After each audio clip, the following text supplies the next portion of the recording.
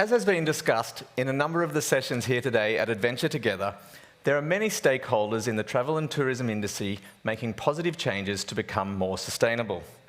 However, for some operators, we know that that can seem like a daunting task, especially when you just don't know where to start. To help make this task seem more manageable and to guide you with some actionable steps, we're happy to introduce TourRadar's Head of Sustainability, Sophia.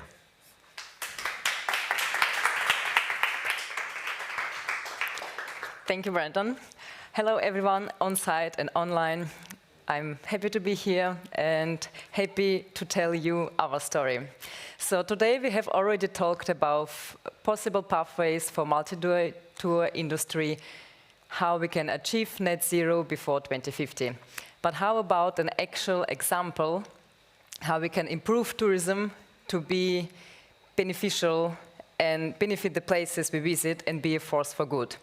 Today, while organizing a tour, we need to be more conscious and more transparent about the carbon footprint and social impact of each tour on its destinations. So I'm very happy to have Charlie from Ecollective to share the stage with me tonight. And one fun fact about Charlie, he literally loves almost every kind of sports, even though he's a little bit average at each of them, but I can assure you that he's not average in what he's doing now. Charlie founded Ecollective because he was frustrated of a lack of climate action, and he wanted to help the businesses to make quantifiable action on the climate crisis. At Ecollective, Charlie and his team help companies measure and reduce carbon footprint. So tonight, in this workshop, Charlie will provide expert knowledge and action points to take away by showing how having an accurate measurement and evaluation of impact of each aspect of the tour can help identify where the emissions come from, how you can reduce them, and how much money stays actually in the communities. And in the end, I will present to you how TourRadar will make your sustainability initiatives visible on Adventure Booking platform. Here you go.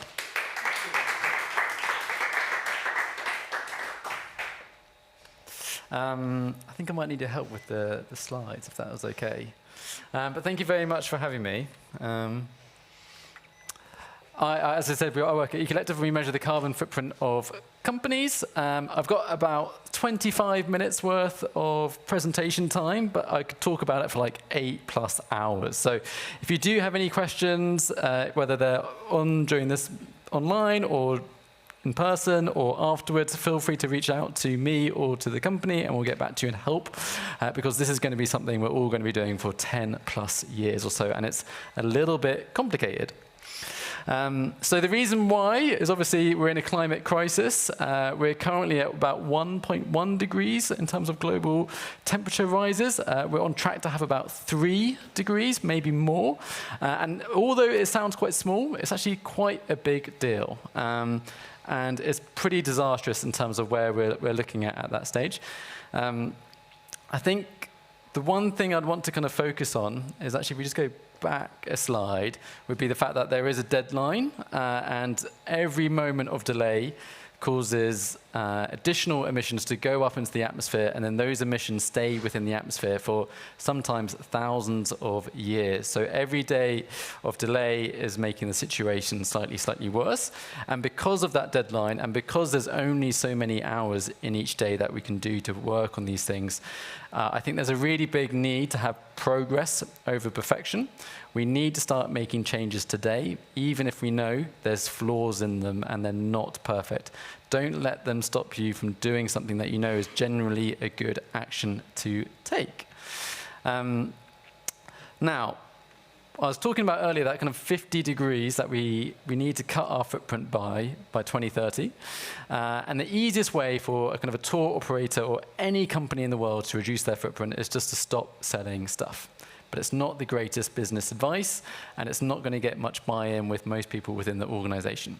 So what we normally work with companies to do would be to see how can we reduce your footprint in a way that helps with a growing company. So year on year, the average carbon footprint per customer or per item that you sell comes down and down and down. Now, we don't really want to just stop telling companies to sell half of your trips that you sold in the last year, because tourism has so many benefits for the world, And my favorite one personally, and everyone has different ones depending on if you're a scuba diving operator or you do something else with safaris or whatever it may be. But for me, tourism has the biggest impact in redistributing wealth across the world, from wealthy nations to countries that are less economically developed. Now, this money can be used for a variety of different reasons. It could be supporting local communities, it could be going to conservation, it could be national park protection, whatever it may be. But this ultimately is one of the greatest things that tourism brings to the world. How much of this money goes to that destination to protect it for generations to come? So this slide here, this next one, Svea, thank you, shows how we take most companies through their carbon action journey. So year one, we measure your total carbon footprint, and then we use that number and we divide it by the number of customers you have. Now, that might not make perfect sense for your business, so you might change it to maybe per item sold or per member or whatever it may be, but as the general idea is we're looking for this rough score of how efficient or carbon efficient your business is. And then we take this number, so in this case here we've got a number of 245 in 2023. How can we make this number a little bit better next year? And the general rule of thumb is if you can reduce your footprint per customer by about 7% year on year, that, rather depressingly, is really quite radical, and that's actually an amazing job done. So what I'd want people to realize is actually it's not, when you start breaking down these targets, they're not that big, they're not that scary. In fact, they're really, really achievable. And all we're doing here is just tweaking how we operate, and that could be changing how we design trips, it could be changing who we work with, it could be looking at how we sort out HQ, because that would be part of your footprint as well. Like, how do you do business travel internally? How's your office heated? The nightmare thing when it comes to the climate crisis is that almost everything has a carbon footprint. In this room now, everything you can point at has a carbon footprint of sorts. But it does mean there's a whole host of things we can change and influence and improve to start reducing it. So what we try and do with companies is get them signed up onto this journey. It doesn't have to be this perfect 7% year on year on year. You'll see some years where you'll smash the score and some years where a little bit tricky. And that's obviously also be highlighted by other things going on. So year on year, the world is starting to decarbonize. There's more and more electric cars, there's more and more renewables. So you'll see, even if you sit on your hands and do nothing, this score will start to come down year on year, but it will not come down at a quick enough pace that the world needs. We need you to take control of your company's footprint and start to reduce it by making those changes. Cool, let's actually move on to the next slide. So whilst we're looking at that and saying we want our carbon footprint per customer to come down year on year, we also encourage companies to look at this thing here called your economic nutrition or your economic impact. And this is for every, let's say, £1,000 that you spend on your trip, how much of that money goes to the very place that you're visiting. So let's take an imaginary number here of 48%, and global studies suggest it's way, way, way lower than that. But let's just say for your imaginary business, every trip that you put on, 48% of those costs stay within the country. I'll be putting it onto you to see how can we improve that score year on year, the same way we were reducing by making small tweaks to your carbon footprint. Whilst we're doing that, can we increase the positive impact that your trip has within these destinations? Now, these are all kind of simplified things, and I'm sure, or I hope most people are nodding on going, yeah, that sounds great. Reality is a little bit more difficult, and that is so, so true. But that's where we need to start bringing a more numbers-based approach to sustainability in my eyes. Once we start giving the very people within your organization this information so that they can decide, do I really like supplier A or supplier B? They will know, because they're experts in your business, to say, I love supplier A, customers love it, they've got great profit margin, and they're easy to work with. But we've also got supplier B, who is exactly the same. We love them as well. I would want them to start thinking about, well, when we've got these two situations, let's pick the one with the smaller footprint or the one which has the greater economic impact? Which one is the locally owned business? And then obviously this idea, again, is I'm trying to kind of install this kind of belief in countries that sustainability is never done, basically. It's really unforgiving. It's never complete. And obviously, if we get all the way to 100%, that's absolutely fantastic, but it will be really hard to get there. There'll be a few things you love out there that you just can't find alternatives for. And the same going back to the carbon footprint. The reason why it's called net zero instead of zero is because they're worried that if you call it net zero, people are going to go, well, hang on a minute, that is impossible. I'm just not going to sign up in the first place. So the reason why targets are called net zero is because you're meant to reduce your footprint by about 90%. And then when you get there, you kind of offset the remaining amount through a certain type of offset. And that's classified as you've achieved net zero. Cool. So this is the kind of practical ways of how we kind of go about it. It gets a bit geeky looking at the data and saying, well, what is this thing that you sell? These companies who create these amazing experiences around the world, they should start getting more and more proud and I'm not quite sure what the word is. I was going to say almost specific about who are their suppliers for every single ingredient that they include on their package. And this is the kind of work that we do with companies to say, okay, when everything has a carbon footprint, where should I direct my attention to? So when I see this graph here, and this is for kind of a typical trip on Vienna, it was actually a trip that was on the TourRadar website. I think it was like kind of a 3-day adventure in Vienna, then maybe going to another city at the end. But I'm looking at these figures here and thinking, where can I have impact in the next 12 months? So firstly, we've got the customer's flight. So I assume they're coming from the UK because that's where I'm based. And we've got a footprint there that's coming out at 147 kilograms. That's pretty big. And actually, if I wanted to take impact, if I do a really good job on the flights, I'm going to be way ahead of my 7% target. Now, flights is obviously the nightmare because, okay, maybe in this case it would be possible to get some customers getting to Vienna by train.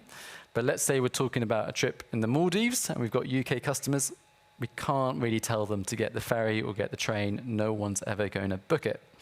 But when we can, we must encourage people to start flying less or flying more direct if they've got a choice between indirect, and having this approach that year on year, I need to reduce my emissions by 7%. And flights are a great place to start because you can have such a big impact very quickly.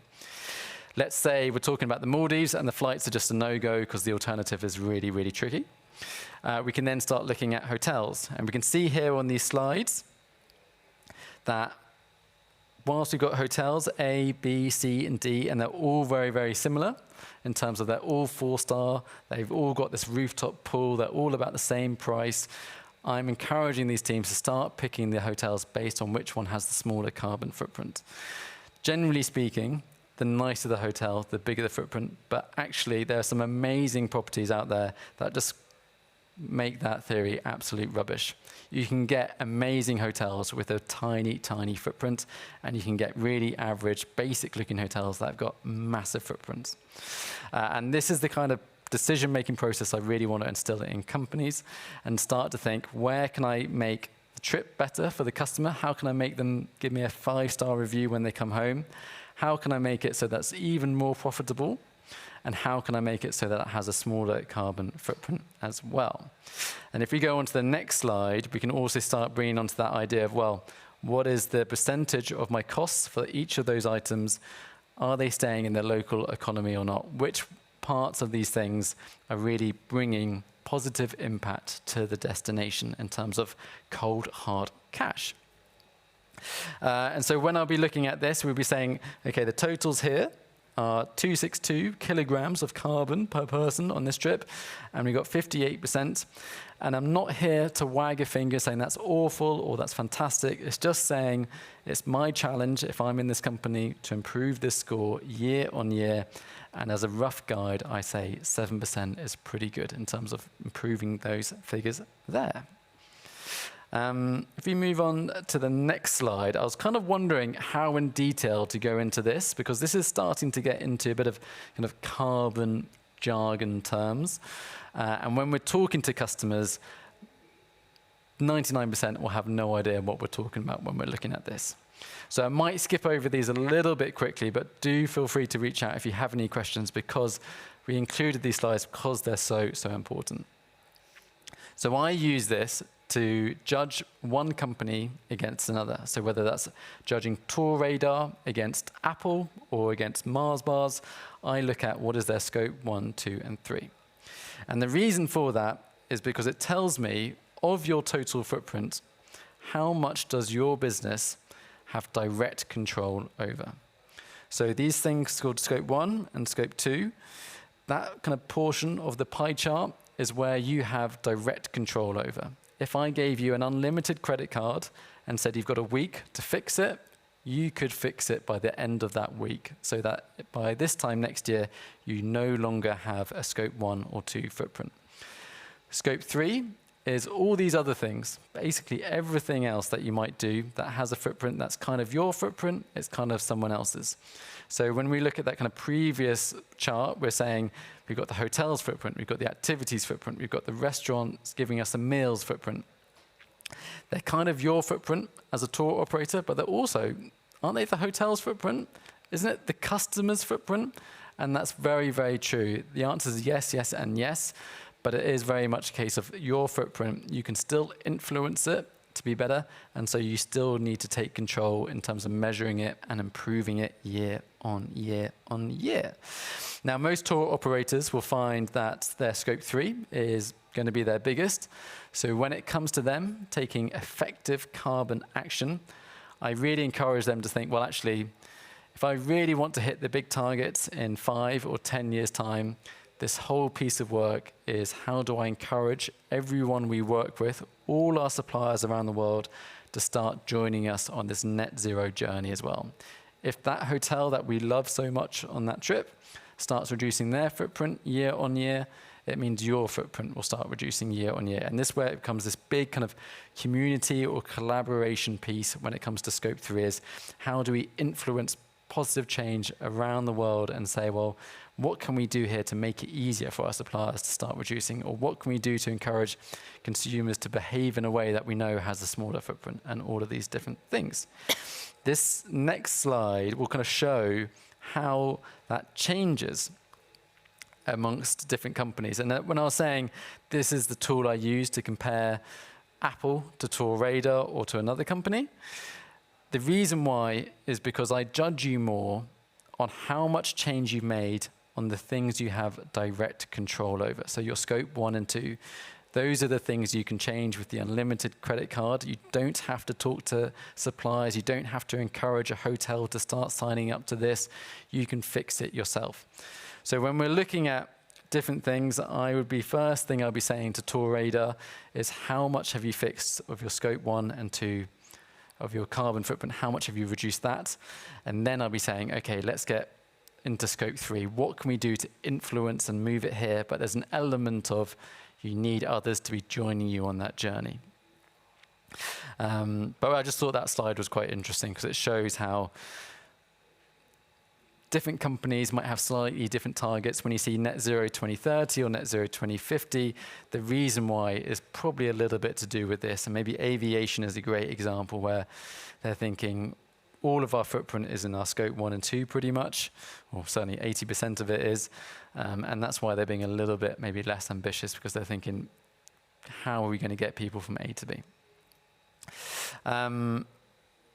Cool. This slide, again, I'm going to kind of focus on a little bit. And I always worry if this graph doesn't really show what I want it to say. But there is a bit of confusion I see amongst people around what is the difference between carbon neutral and net zero. And that's what I'm trying to show with this graph here. So carbon neutral is when you have a footprint and you offset it every year. You carry on business as normal. Let's say your year 1 footprint is 100 kilograms, year 2 is 100 kilograms, year 3 is 100 kilograms. You don't do anything apart from maybe once a year for 1 hour. You go onto an offsetting website, pay a price, and you've now offset your footprint because you've paid someone else in the world not to have that footprint on your behalf. Luckily now that's kind of changing in terms of the movement. People are realizing that what we really need to hit these kind of climate targets is we need companies to start reducing their carbon footprint year on year on year. And that's what the kind of slightly darker purplish thing is trying to show, that year on year, you need to start reducing your footprint, because that's really what the world needs. We need to stop emitting fewer and fewer emissions into the atmosphere. And obviously, at the same time, if you want to spend money on offsets, that's absolutely fantastic. And I would say that's a good thing to do. But if you are offsetting and not doing anything else, I would really be concerned, because that is not what the world needs. The rule of thumb should be every hour you have spare to work on this would be focusing on reducing your carbon footprint and not offsetting. There's a few other terms in there, but I might just kind of skip over those a little bit. But I just wanted to kind of clear up a few of the kind of different terms you might see on big billboards elsewhere saying we're this and we're that and we're things. What the world really needs right now is net zero. Better yet would just be plain zero, but the only reason why it's net is just to encourage more and more companies to sign up without the fear of thinking, blimey, how the hell are we actually going to get to zero? And then obviously, lastly, we're all in this together. So when I was kind of saying earlier, it's not a case of wagging the finger saying you're rubbish or this is fantastic or this is blah, blah, blah.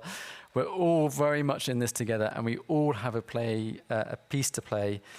No one is perfect. We all have a footprint. It will be of different size, but we all should be focusing purely on ourselves and our businesses.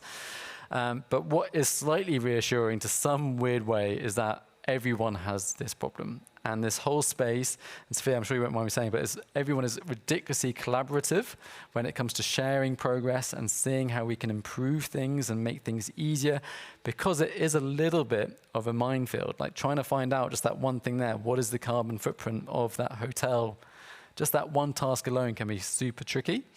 So coming up with these huge kind of carbon action plans when everything has a carbon footprint, I would encourage everyone just to kind of reach out and just ask basic questions. Within the team, everyone can have impact on the carbon footprint. Even the website will have a carbon footprint. So the website team can be looking at how can we reduce the size of each page on the website so it starts to become quicker. It gives a better user experience. It might rank higher on Google if it's a quicker website and a little bit lighter. It will also have a smaller carbon footprint. And everyone within the team will have a small role to play in reducing your company's carbon footprint. Don't for any 1 second think it's just the head of sustainability's job. They'll push it right back on you to say, actually, I need everyone to be joining in on this. We've also got your suppliers. If you're not sure where to start and you're a bit worried about what action they're taking, just start off with the basic question, can you tell me your carbon footprint? Or this time next year, can you please have a carbon action plan, or can you have signed up to the Glasgow Declaration? It can be really basic just to start with, but make sure you're asking those questions and make sure that they know it's important to their customers that they start taking that action. And we've also got other things such as customers and industries and basically events just like this. Like, feel free to reach out and join, and we're all in this together. And here is like a selection of just a few kind of resources out there. Some of them super boring. If you start reading and link them, they're like 20 pages long. Some are way more digestible. But the hope would be to say, well, if you've only got X minutes, take the easy one. But if you really want to get into it and geeky, go ahead and open the long one. But chat, reach out, ask for help. You're not alone in it, and start, basically. Cool. Yeah, that's about it, really. Yeah, that's my turn, I guess. I'll leave it to you. Oh, yeah. Thank you. So as you might already heard in Travis's keynote, the TourRadar has set itself a goal that by 2030, all active tour operators on our adventure booking platform will have sustainability initiatives in place. But what does it actually mean? For us at TourRadar, we define it that by leveraging our position in our unique position in the middle of our ecosystem, we can start to educate and to drive sustainability initiatives. We can create a community around those shared goals. We can promote what our partners are already doing. We can help our partners by sharing the knowledge, the data, and the network that we have, and obviously raise awareness about sustainable travel. So tonight I will present to you, and I'm super happy to present it, the example how we at TourRadar will showcase what the tour operators are already doing for the planet, for the people and for animals, and this will go on every tour detail page of each tour operator who has sustainability initiatives in place.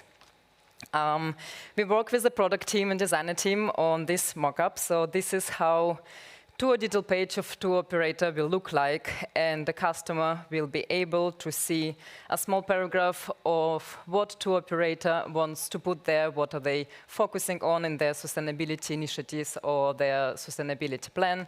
And we broke it down into 4 categories: reducing carbon emissions, animal welfare, supporting destinations, and sustainability programs. Those categories can entail information like this tour operator is carbon neutral or has carbon reduction strategy in place.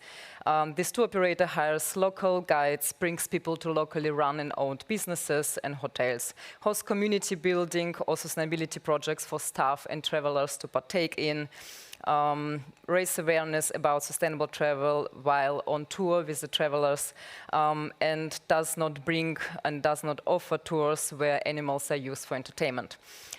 You may think, why is it important that we bring it out on our on our platform? We believe that sustainable travel and responsible travel have significant educational component that can help travelers adjust their attitudes and behavior and over the longer term. So as Travis already mentioned, the storytelling and communicating is the key part of sustainability. So this is important to communicate what are you already doing, and obviously to reach out, and if you want to start finally to do something. This is important to communicate it and to highlight it, and because this is what brings us further to the greener future, and because the greater the demand on sustainable travel, the greater is the pressure on businesses and the government to deliver what customer actually wants. And this can actually lead to positive and lasting change, and we want to help you be the change, and we want you to be the part of the movement. Thank you.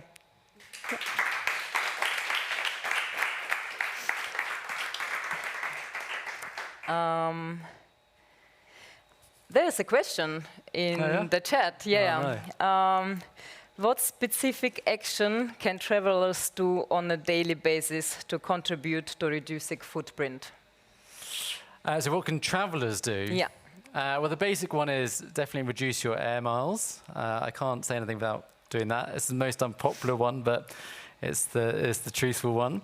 But the other thing I'd come back to is just ask more questions.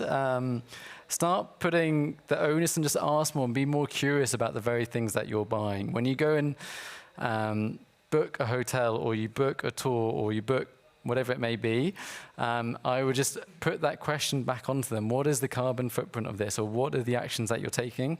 I know it sounds really small and a little bit maybe pathetic, but I promise you, anecdotally, with all the companies that we work through, so many of their journeys start with just one customer asking it and someone in the sales team feeling a little bit embarrassed that they didn't really know the answer. And then it gets kind of put on the company Slack channel or something like that, and it kind of escalates to going, well, actually, why don't we know the answer to that question? And I promise you, it has such a big kind of ripple effect, just asking those simple questions of what's going on here with this footprint. That would be one thing. Do we have another minute? Yeah? Cool. Another one. If you need to take a flight, what makes an airline eco-friendly, and how do you, as a traveler, know you are choosing a more sustainable option? Good question. It's really, really hard, which is a bit surprising because all of these companies are measuring how much petrol or fuel they use year on year. They've got whole teams dedicated to making sure they buy the fuel in the cheapest places around the world, so they know exactly how much their footprint is to a very good degree, but they're not making it freely available for the Joe public. So it's really hard. The general rules are fly direct if you have to fly. That will reduce your air miles. Another slightly unpopular one is how we calculate footprints is to say fly in economy rather than business. That will reduce your footprint. And then lastly, I'll be looking at who is the most, airline has committed to net zero. So I know if I'm going to fly with them, I will find that my journey from A to B in this year would have a carbon footprint of 100, let's say. Next year, it will be down to 95 and 90 and so on and so on and so on. These are companies who are committed to reducing their footprint year on year. And maybe an example of that would be EasyJet, who actually kind of going back to one of those earlier slides, we're looking at the difference between carbon neutral and net zero. They recently ditched their carbon neutral strategy where they say you would offset all your flights. And they're now saying we're going to focus on net zero. We're going to think about how are we going to get better fuel into this plane so it has a smaller footprint, and how are we going to find better planes that don't need as much fuel to get us from A to B. Cool. Finished. Anything else? Nice.